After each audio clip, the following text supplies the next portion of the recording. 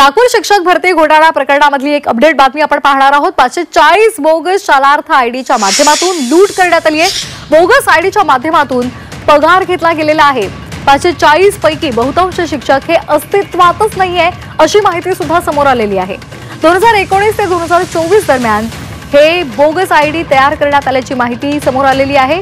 नागपूर शिक्षक भरती घोटाळा प्रकरणामध्ये ही धक्कादायक माहिती समोर आली आहे। 540 बोगस शालार्थ आयडीच्या माध्यमातून ही लूट केली गेल्याचं समोर आलंय।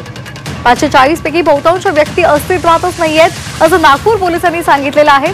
2019 आणि 2024 या दरम्यान हे बोगस आयडी तयार करण्यात आलेले आहेत। सायबर पोलिसांनी विभागीय शिक्षण उपसंचालक उल्हास नरड, वरिष्ठ लिपिक सूरज नाईक या दोघांना ताब्यात घेतलेलं आहे। त्यांची चौकशी सध्या सुरू आहे आणि यातूनच हे अनेक धक्कादायक खुलासे समोर आलेले आहेत। आणखी काही खुलासे होण्याची सुद्धा शक्यता आहे।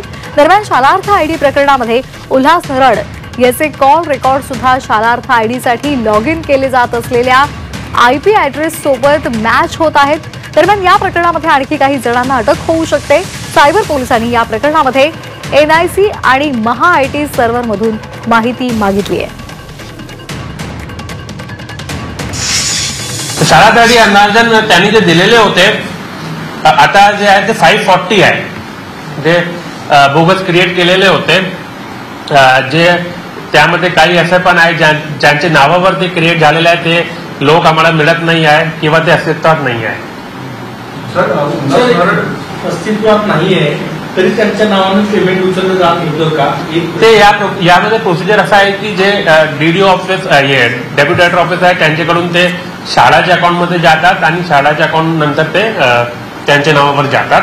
तर यामध्ये ते कोणी असं केलेलं आहे त्यांचे आयपी ॲड्रेस ते आम्ही व्हेरीफाय करत आहे आणि कोण यामध्ये याचे मागे जे कॉन्स्पिरसीमध्ये आहे ते पण सदर पोलीस स्टेशनमध्ये पण FIR दाखल आहे आणि ते आम्ही त्यांना पण माहिती देतो आणि आमची पण कोणकोणते जे शाळा आहे आणि शाळामध्ये कोण याचा वापर करत होता त्याची पण आम्ही टेक्निकल माहिती घेत आहे।